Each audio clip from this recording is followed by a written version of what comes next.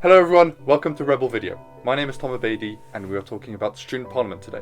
We are with VP Community Engagement, Adrian Taranjallo, and we're going to talk about more generally what Student Parliament means to students and why it's important for everyone to engage. Yes, So, would you like to say a bit about what Student Parliament actually is? definitely. So, Student Parliament is the governing body, basically, of the SU. That's where students are able to voice their opinions, their concerns, through student representatives and student community officers.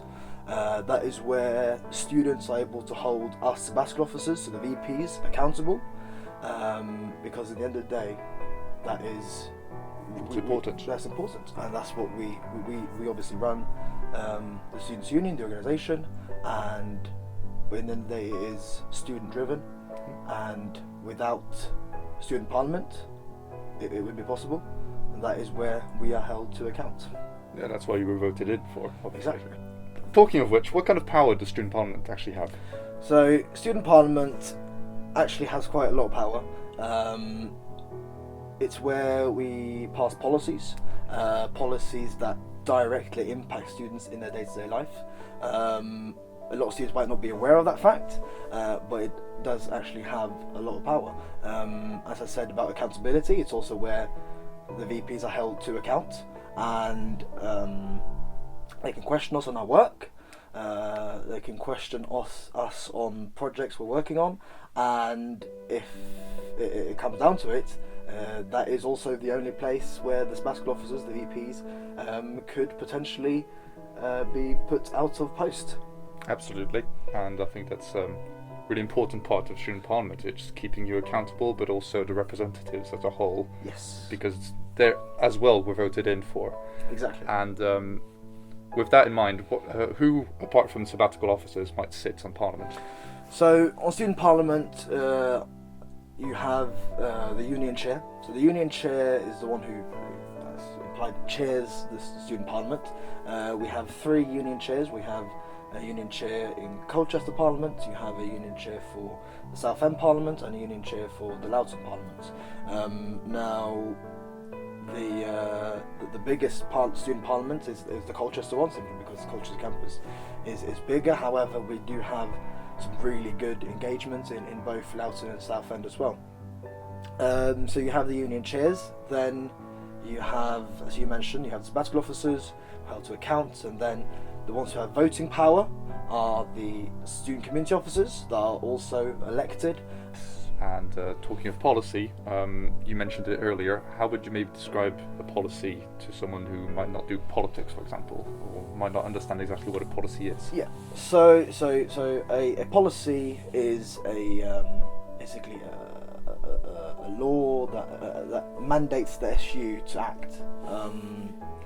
So a policy can be put together and be voted on by Parliament. If it's voted and the vote passes, then the SU have to act. Now, an example of that would be at last Parliament, we passed a policy on student parents, and it wasn't new. It was tweaking the policy that was already in place, protecting and supporting our student parent community. However, it was a bit outdated. Yes. And so it needed amending. And students worked on it, I know, for quite a while last year. So then at our first Parliament session for this academic year, it came up and it passed, and it basically mandated the SU to commit to supporting and lobbying the university to push for better facilitation for our student parents. So that goes into the structure of Parliament, which inherently has changed a bit this year. Yep. So I think it was important to address the fact that all 3 campuses come together now, Yes. and it's less of a Colchester-centred Parliament. Yes. So how would you maybe, like, in terms of a broad perspective, how would maybe a meeting go? So it's actually quite interesting. So this came as a result of the last Parliament session, the last academic year, that was forced online. So that was back maybe in March? Yeah, I want to say March, April. March, April. And the engagement in that was better than ever, because obviously people were able to now to access Parliament from wherever they were. And we saw the success of that and thought, okay, how can we replicate that going into the new academic year? And then actually saw that by putting the Loughton Parliament and Southend Parliament and Colchester's Parliament into one big student parliament, we had more student voice, more students had more mandate and could come together in a way that wasn't possible before, on Zoom, and it was proved itself really successful. It was.